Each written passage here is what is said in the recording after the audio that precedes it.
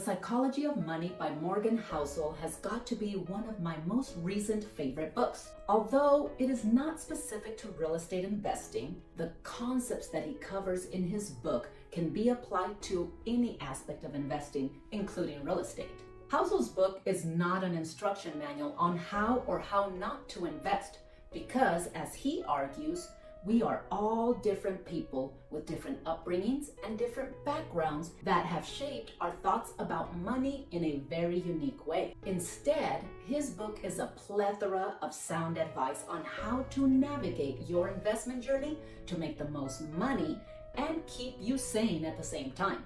Today, I will give you a quick rundown of the 5 lessons that I learned in this book and how they might apply to you as a real estate investor. Welcome back, friends, to the channel. My name is Sylvia, and I am the associate broker of Wealth Builders Realty out of Nampa, Idaho. So here we go. Number 1, define the game you're playing, and more importantly, make sure your actions are not influenced by someone playing a different game. As an investor, you are always on the hunt for that next deal that will propel you toward your next goal. You crunch numbers, you look at different strategies, and of course, you look around at what others are doing in your same industry. And sometimes you find yourself stretching for a deal that just doesn't make sense for your life, just because you saw a colleague who had massive success when they did it. Allowing your actions to be dictated by what someone else is doing to win their game is sure to be problematic. Even if you make the same income as someone else,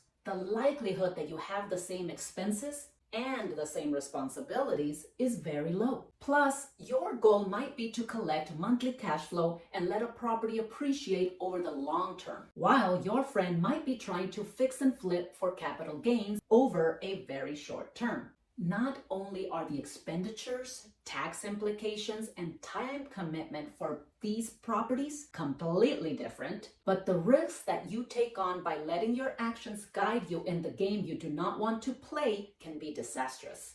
Moral of the story, don't feel compelled to take on a riskier project just because your friend made a bunch of money on his.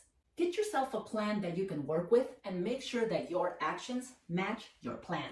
Number 2, define the cost of success and be ready to pay it. Housel calls this concept paying the price, and it comes from the idea that nothing in the world that is worthwhile is free. And while we have no problem correlating that to physical items we spend on or even services we pay for, we don't always recognize that investing carries its own price. Only most financial costs don't have visible price tags. Instead, that price comes in the form of uncertainty, self-doubt, and sometimes even regret. The truth of the matter is, whenever you take a decision to buy or invest in a property, you will have a price tag other than the sales price. What if you get a crappy tenant who trashes your place after months of not paying rent? What if you miss something in the inspection and it costs you a small fortune to rectify? What if the neighborhood you buy in turns out to be drug-ridden and no one wants to rent your house? Aside from the money, any of these scenarios is sure to cause uncertainty, self-doubt, and yep, even regret.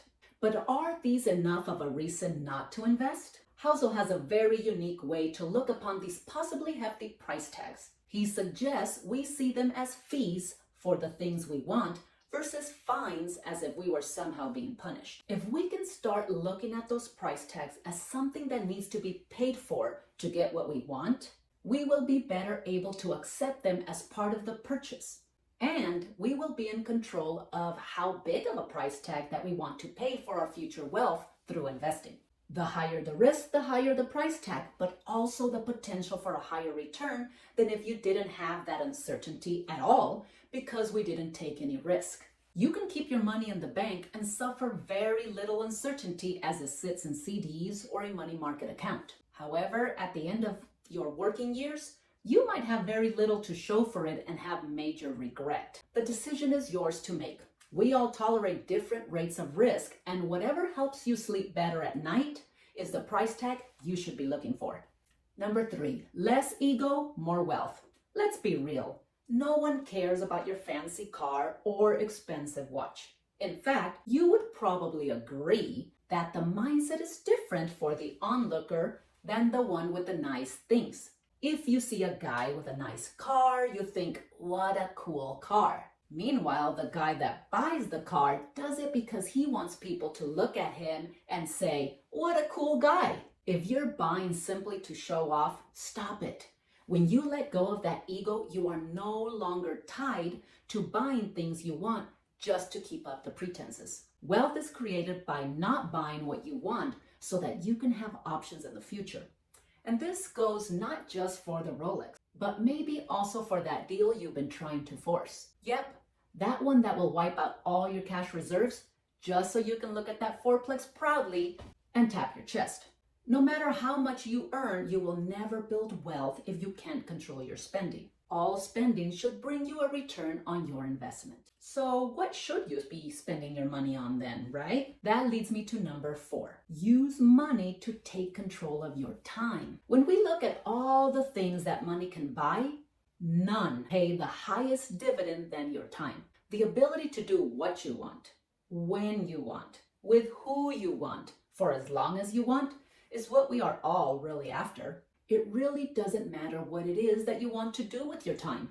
You might love your work and want to continue showing up at the office. You might decide that you want to take a long vacation with your family. You might decide as a freelancer that you can pick and choose the jobs that you want to bid and not be tied to the outcome. On the flip side, it's nice to have a big house, a fancy car, and expensive clothes. But if they keep you tethered in time to a place where you don't necessarily want to be, that really isn't freedom. Choose wisely how you spend your money. Number 5, increase your time horizon.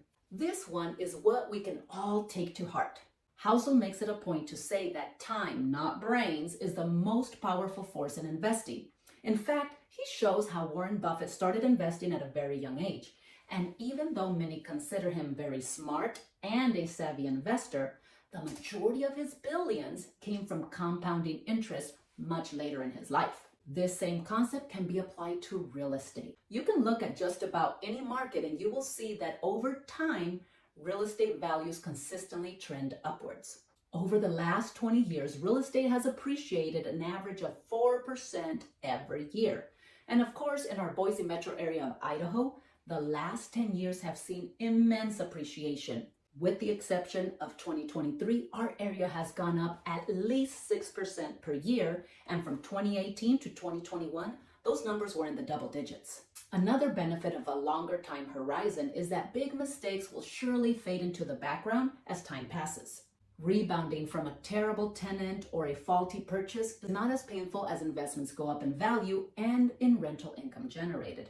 All right, my friends, I hope you found value from these lessons brought to you by Morgan Housel's The Psychology of Money. If you have other lessons or tidbits that you thought were great, I would love to hear about them in the comments below. Until next time.